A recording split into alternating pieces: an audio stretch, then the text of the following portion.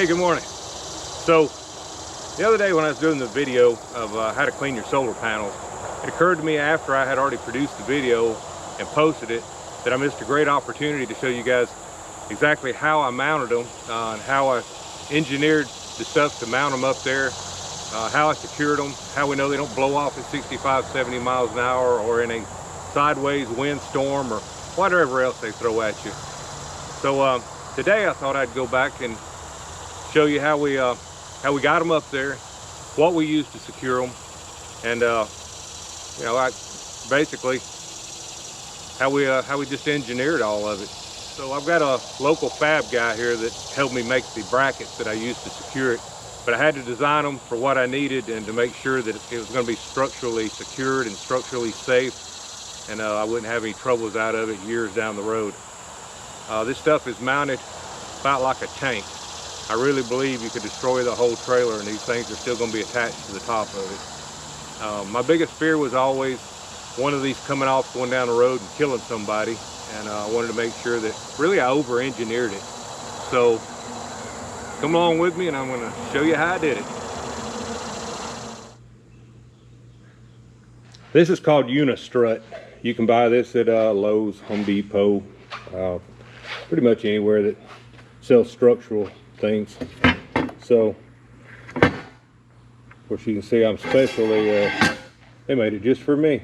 No, I'm just kidding. I called I think I got this at Lowe's and had them fix it so I could come pick it up and they put my name on it. But what I did was I just took it and cleaned it really good, kind of scuffed it up a little bit with the SOS pad, and then I went back and I painted it. So as you can see, it was originally like a silver galvanized color, and then I just painted all of it black, and I did all that so it would just kind of blend into the trailer, wouldn't look so bad sitting on top of it. So anyway, it's galvanized. There's really no reason to have to paint it. I just did it for aesthetics. On top of the bracket I made some metal plates, and the metal plates are actually bolted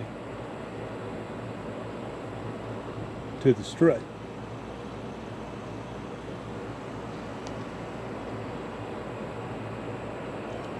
Then these fasteners here is what you use in the Unistrut. It holds the plate, and it has blue Loctite on everything up here. Everything has got blue Loctite to hold it in place. And the nuts on the bottom, try to get it where you can see it.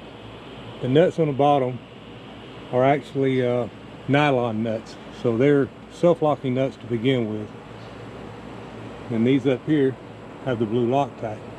The brackets that are mounted to the aluminum frame of the solar panels also has bolts in it, and they all have lock washers and blue Loctite. So everything up here has lock washers and blue Loctite on it.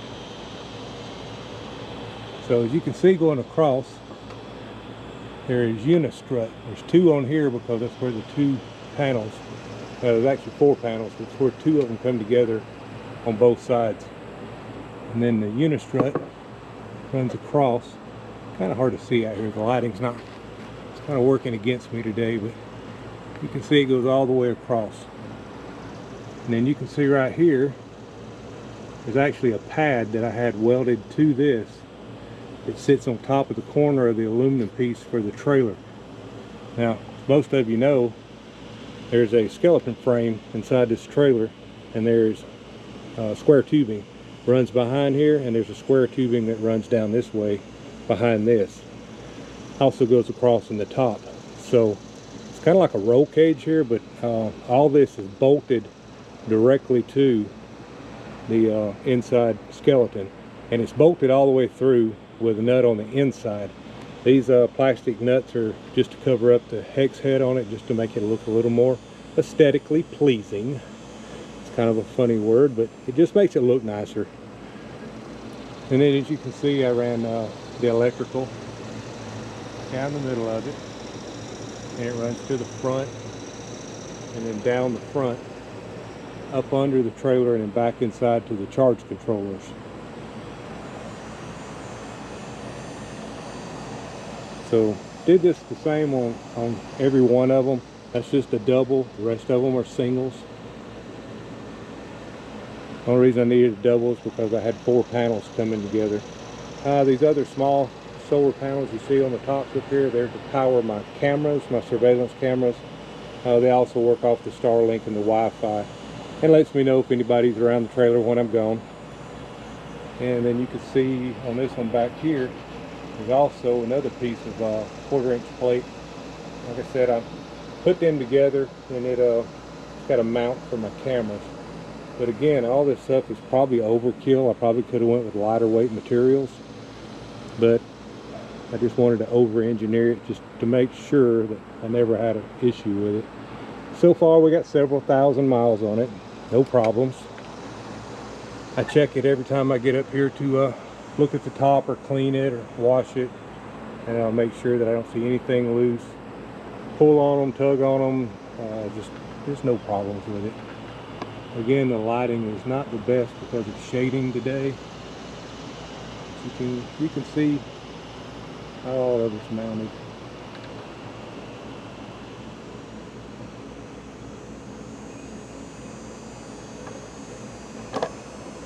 In the middle of it, I did the same thing I did on the outside, and I don't know if I can get it over there to where you can see what I'm talking about.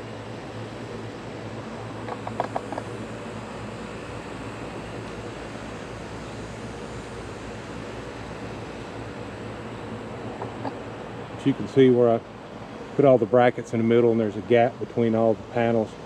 And I got plenty of air.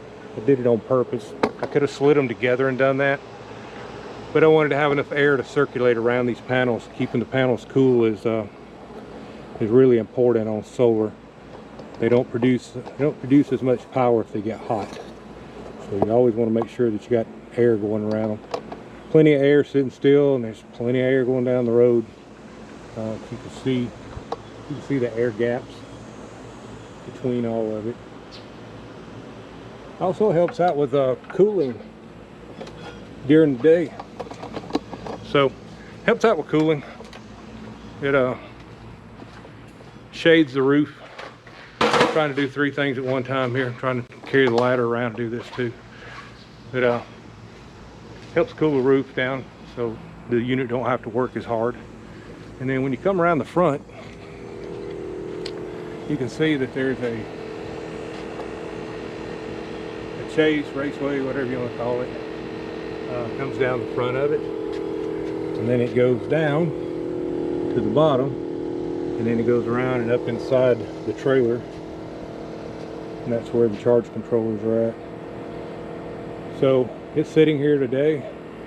The mini split's running at 75 degrees inside.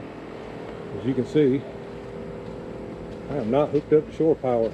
I never hook it to shore power when I got solar working. I have enough power that it can run for about 2 days. I've got 24 volts, a 24 volt system, and I run a 3000 watt pure sine wave inverter. I have 4 24 volt 300 amp hour lithium batteries, and on the roof I have 2,225 watts of solar power, or the solar panels. Get the solar power from the panels. So that's 2¼ kilowatt is sitting on top of the trailer. So I just don't have any problem at all powering anything. The fridge is running in there right now. The lights are turned on. Mini split's running. This panel in the front, I've had people ask me too, this panel. People make covers to go over them. All kinds of stuff I've seen. Really all you need is a plate in front of it to keep bugs and stuff from going through and hitting the coil in it. This does just fine. Again, I got several thousand miles with this, and I don't have any bugs inside of it. I don't have any damage. There's plenty of room between it to exchange air. The CFM flow is fine. My family's been in the heat and air business since I was old enough to hold a wrench. This works just fine. So anyway, I don't know what else really to tell you about it other than, you know, it just looks kind of nice up there. You got the aluminum rail around the outside of the top of the trailer, and then above it you got solar panels with a matching aluminum frame around them. So I went with the black because the rest of the trailer had black accents on it. Also, the brackets that I had made, they are powder coated. That's not spray paint on those. Those are actually powder coated. And where I attached them to the trailer, not only did I bolt them, I didn't really silicone them. I used 3M trim tape. So behind these, you can probably see right there, you can see the 3M trim tape. So not only does it help hold it, it also waterproofs. Okay, so on the inside for the solar, for monitoring it, I really want a servo, but I'm not willing to drop the $500 yet, but soon. But anyway, in the meantime, I just used an old iPhone. All of Victron's equipment that I know of, or what I bought, it's all Bluetooth, so it works real good. So I just use an old iPhone. I've got it up here on a USB charger. It stays here on the wall all the time. In fact, it's been up here now for way over a year, maybe a year and a half. I also have it on my phone, so I can look at it even if I'm outside. Again, I'm at 26.95 volts. Right now I'm currently pulling 14.86 amps because the air in the fridge is running. I'm at a state of charge of 100%. I'm actually making more power than I'm using right now. So I'm making, on Solar Array 1, I'm making 26.3 amps. And on Solar Array 2, I'm at 16.8 amps right now. So I'm only using 15, so really Solar Array 2 is making up everything I need and some, and Solar Array 1 is just charging the batteries back. This works really well. The servos are nice. They're really nice, and I really want one. But for now, I mean, this really works well. So you got an old iPhone, just you use it for a while. But this is how I monitor my batteries and how well the solar is doing. And it's a typical day here. It's about 86 degrees outside right now, and it is, you see on the phone there, it's 11:40, and I'm making 727 watts on Solar Array 1, which is 3 panels up, and the second 3 is Array 2, and I'm making 464 watts on that one. So I'm making well over a kilowatt of power right now. And as I said before, it's capable, if I got 100% and everything was beautiful and everything was great, and it never is and never will be, but it would be capable of 2¼ kilowatt with 2,225 watts. Typically, if I get half of that, I'm happy, and it runs everything, and I'm topped off by nighttime. So anyway, that's kind of what I wanted to tell you and show you about the solar and how I monitor it and how we keep up with it and kind of see where it's at health-wise. So hope this has helped you guys. Finish watching the video about how we secured it, how we made it, how we came up with the idea, and hope this helps you guys. All right, see you a little later. So if you got any questions, some other way that I could have done that maybe to make it even stronger than what it was, comment below. I'm open for suggestions, but I can tell you that is rock solid up there. You can't move them at all.